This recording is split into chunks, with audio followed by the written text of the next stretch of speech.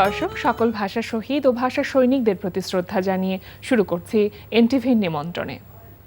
আপনাদের সঙ্গে আছি আমি নুজহাত সাওম। দর্শক, এনটিভি নিমন্ত্রণের আজকের আয়োজনে থাকছে সংস্কৃতি, এনটিভি অনুষ্ঠান সূচি ও আলাপন। প্রথমেই সংস্কৃতি। গ্যালারি কায়ার ওয়েবসাইট গ্যালারি কায়া আ কন্টেম্পোরারি আর্ট সেন্টারে অনুষ্ঠিত হচ্ছে ৭৯ জন শিল্পীর ৩৫৫টি চিত্রকর্ম নিয়ে আর্ট এফোর্ডেবল ফেস্টিভ্যাল। দর্শক, আপনি চাইলে ওয়েবসাইটে ব্রাউজ করে ফেস্টিভ্যালের ছবিগুলো দেখে নিতে পারেন। ফেস্টিভ্যাল চলবে ২৮ ফেব্রুয়ারি পর্যন্ত। এবার এনটিভি অনুষ্ঠান সূচি। এবার জানিয়ে দিচ্ছি এনটিভির আজ রাতের বিশেষ বিশেষ অনুষ্ঠানগুলির সময়সূচি। সন্ধ্যা ৬টা ৩৫ সরাসরি সম্প্রচার হবে সমসাময়িক বিষয় নিয়ে অনুষ্ঠান সংলাপ প্রতিদিন।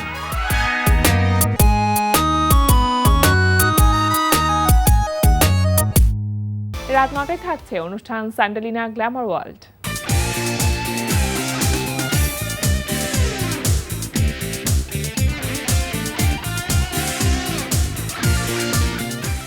রাত ৯টা ৩০ থাকছে শামস করিমের পরিচালনায় ধারাবাহিক নাটক ৭ কিলো ১ গ্রাম। জানলাটা ঠাস করে বন্ধ করে দিল, আর পরে চোরটা পাইলাম কখন জানোস? ওর বাপে যখন আমার চোর চোর করে দৌড়ে নিয়ে দিল। এই খেলাটা কি তিনজন মিলেই হয়ে যায়? না, কৃপণের বাড়িতে চোর ঢুকছে। তুমি কি করতে চাও সেটা পরিষ্কার করে বলো। তককে তককে থাকো মাথা। কি লিখতাছেন? প্রেমপত্র নাকি আমার লাইগা? চরম পত্র লাগতেছি, তোর হাতে কি আমার স্যালারি লয়ে আইছস? আমার ছেলেটা এই সুইসাইডের মতন এমন হালকা জিনিস কি করতে করতে যাইবো? কিছু কিছু মানুষের জীবনে ভালোবাসা করাটাই ভুল। রাত ১১টা ৩০ সরাসরি সম্প্রচার হবে টক শো এই সময়।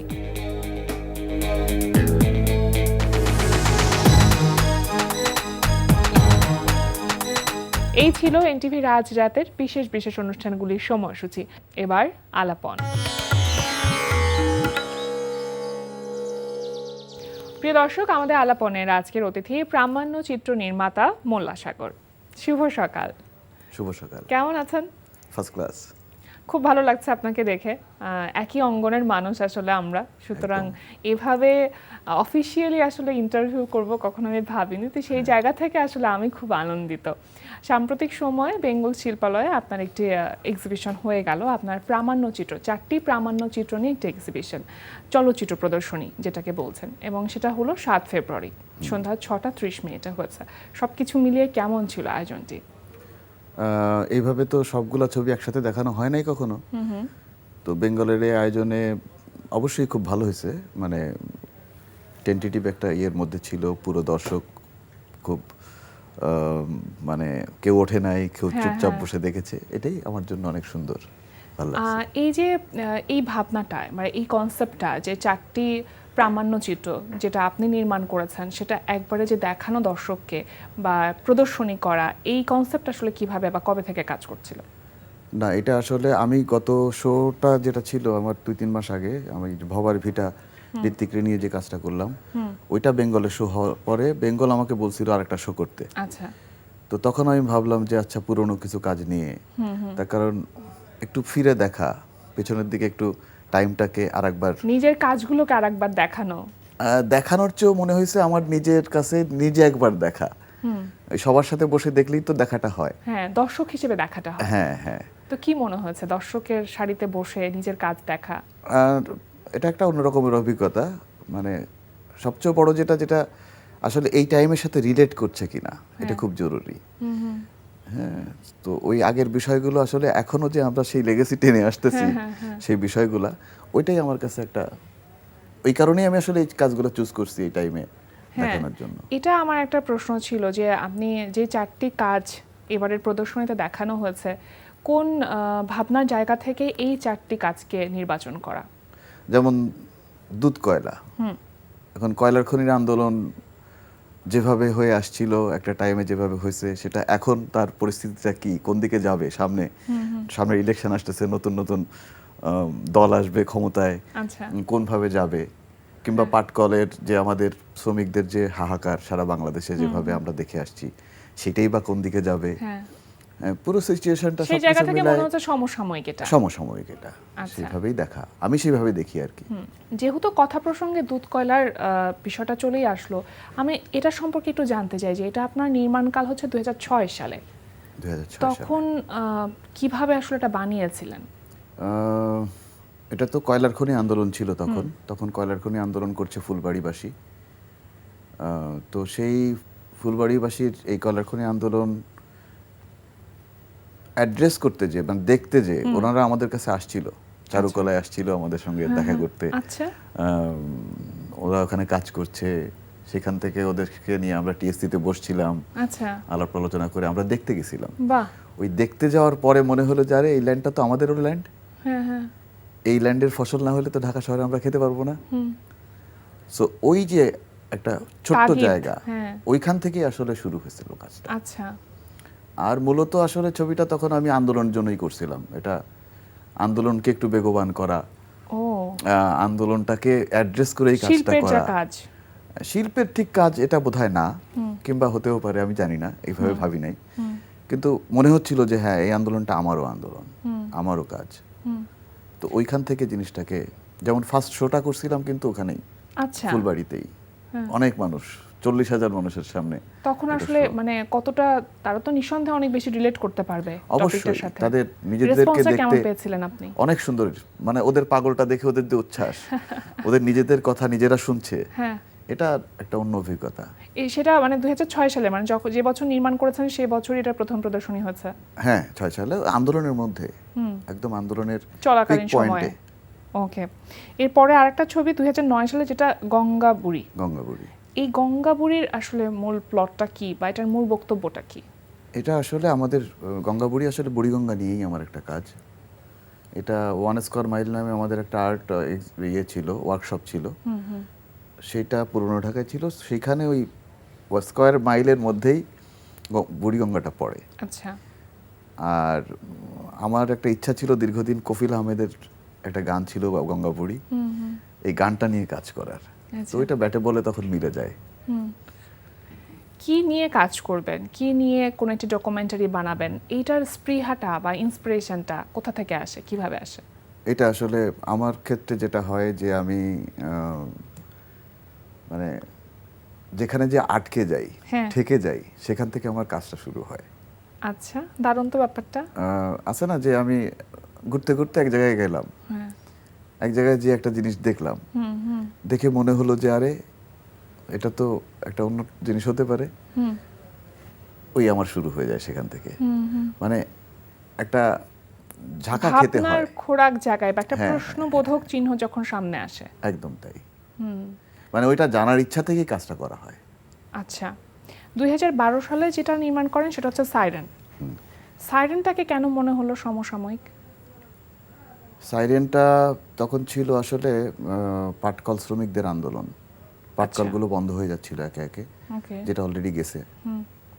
তো খুলনার পিপলস জুট মিল যখন বন্ধ হয়ে যায়, তার আগ দিয়ে ওই মানুষগুলার হাহাকারটা আমার খুব টাচ করছিল আসলে। আমি আচ্ছা, তো ওইখান থেকে এই কাজটা করা।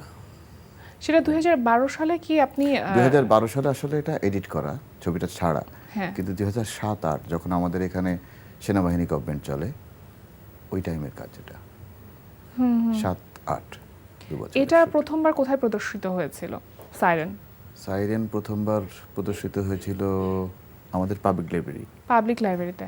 আচ্ছা, দেশের বাহিরে কি কোনো একটি ফেস্টিভ্যালে আপনার নির্মাণ করা কোনো প্রামাণ্যচিত্র গেছে এই চারটির মধ্যে?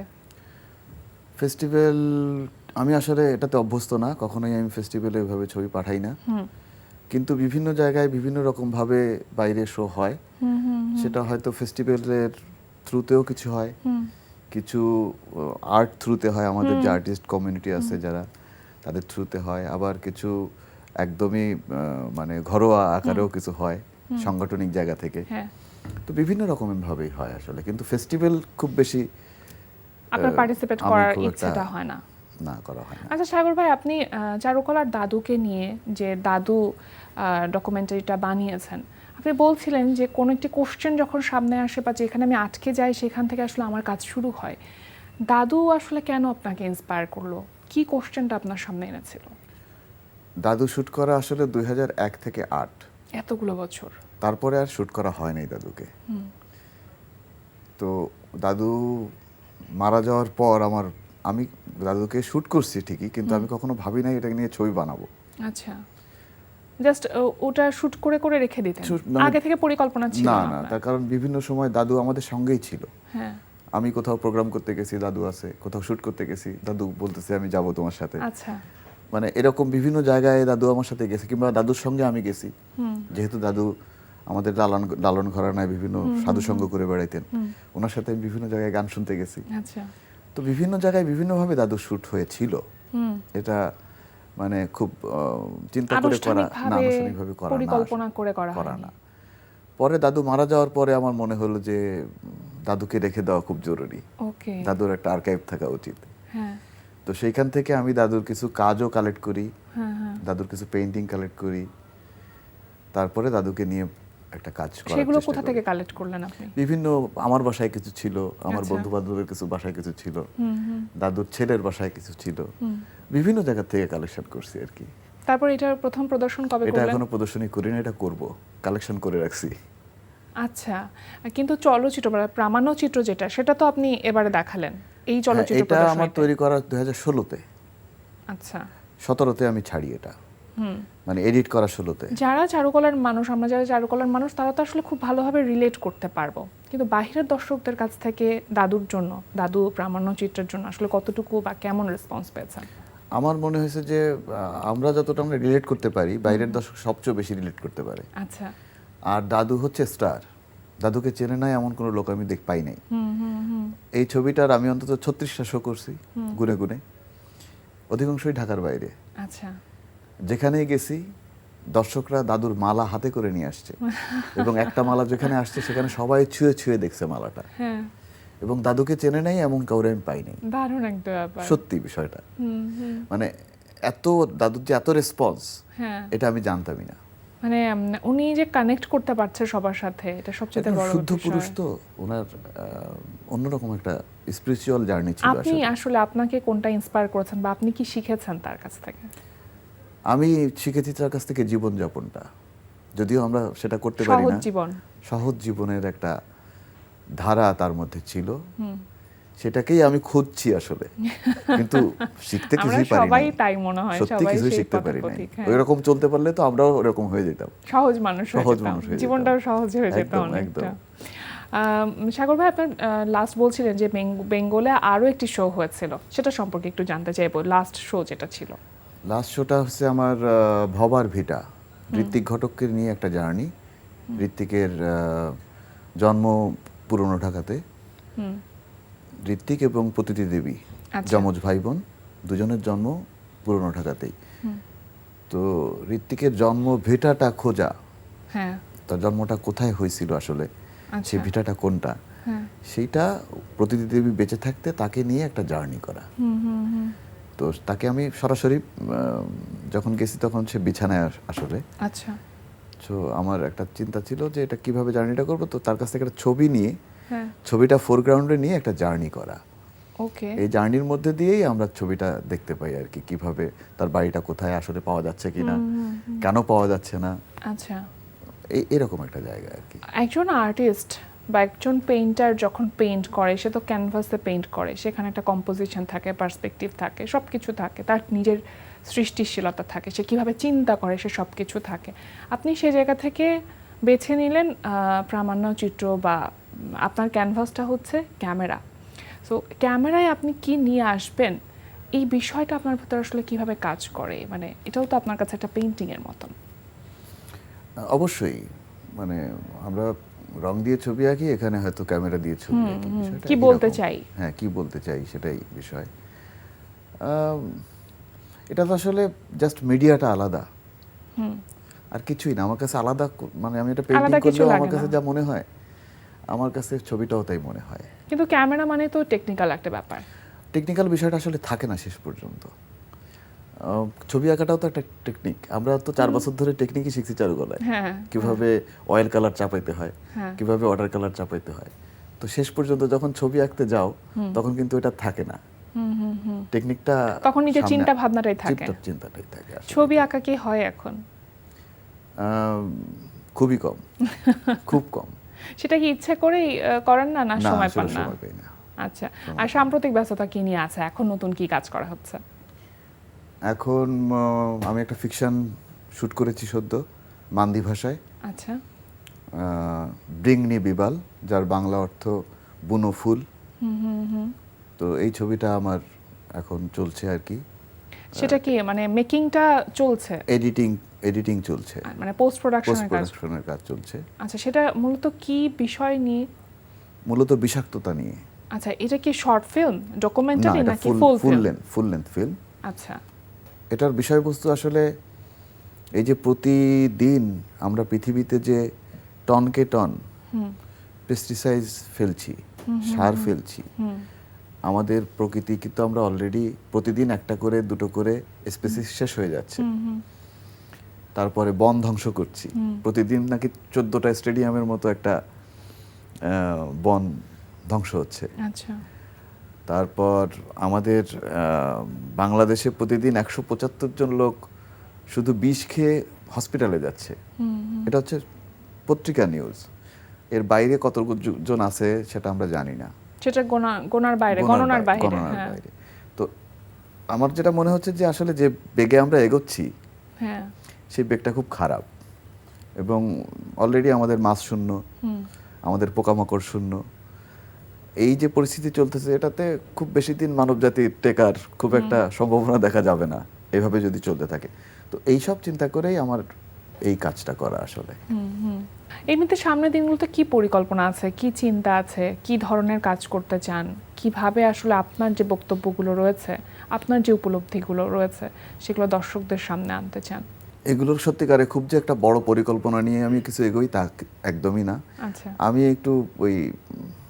একটু মানে খেলার ছলেই কাজ করা হয় আসলে। হ্যাঁ, হ্যাঁ, মানে আছে না, ভাবুক মানুষ ঠিক না আসলে। যেমন এই ফিকশনটা আমি করতে কোনো ইচ্ছা ছিল না, কিংবা কোনো রকমের কোনো তাগিদ ছিল না ভেতরে। এমনি একটা চর্চা ছিল, কৃষি টিষি নিয়ে একটা চর্চা ছিল। আমি মধুপুরে থাকা কারেন্ট টাইমে ওখানে কৃষি নিয়ে কাজ করেছি এক সময়, এই বিশেষ করে করোনার টাইমে। তো করতে করতে একটা অভ্যস্ততা, একটা জানা বোঝার বিষয় আসছিল। কিন্তু তার মধ্যে হঠাৎ করে একটা বাসায় যেয়ে দেখলাম দুটো বাচ্চা বিষ খেয়ে মারা গেছে। আচ্ছা, জাস্ট বাবা মার ভুলে একটা বোতলে করে বিষ নিয়ে আসছে, ওরা ভাবছে এটা বোধহয় কোনো একটা পানীয়, ওরা খেয়ে মারা গেছে। তো ওইখান থেকেই আমি আসলে জিনিসটা পিক করা। তো এইভাবেই আসলে সামনে কিছু জিনিস পড়ে, সেগুলো আমরা পিক করার চেষ্টা করি। আচ্ছা, হ্যাঁ, খুব যে ভেবে চিন্তে এটাই করব, কালকে ওটা করব, মানে কাজ করার জন্য করা না, সময়ই বলে দিবে আসলে কি কাজ করা উচিত। একদম। সেটাই। সাগর ভাই, অনেক ভালো লাগলো কথা বলে আপনার সাথে। আগেও গল্প হয়েছে, কিন্তু এভাবে আসলে এতটা ডিপলি আমরা কখনোই কথা বলিনি। তো আজকের কনভারসেশনটা একেবারে আলাদা ছিল। অনেক ধন্যবাদ আপনাকে। আগামী দিনগুলোর জন্য অনেক অনেক শুভকামনা রইল। তোমাকেও ধন্যবাদ, এনটিভিকেও ধন্যবাদ। প্রিয় দর্শক, আমরা চলে এসেছি অনুষ্ঠানের শেষ প্রান্তে। অনুষ্ঠান সম্পর্কে আপনার মতামত জানাতে মেইল করুন ntvnimontrone@ntvbd.com। বিশ্বের যে কোনো প্রান্ত থেকে যে কোনো সময় এনটিভি নিমন্ত্রণে দেখতে ভিজিট করুন আমাদের পূর্ণাঙ্গ ওয়েব পোর্টাল www.ntvbd.com। এছাড়া এনটিভি সব জনপ্রিয় অনুষ্ঠান ও খবরের আপডেট পেতে ভিজিট করুন আমাদের ইউটিউব চ্যানেল ও ভেরিফাইড ফেসবুক পেজে। সবার মঙ্গল কামনায় আজকের মতো এখানে শেষ করছি। সবাই ভালো থাকুন, সুস্থ থাকুন, সুন্দর হোক আপনার প্রতিটি মুহূর্ত।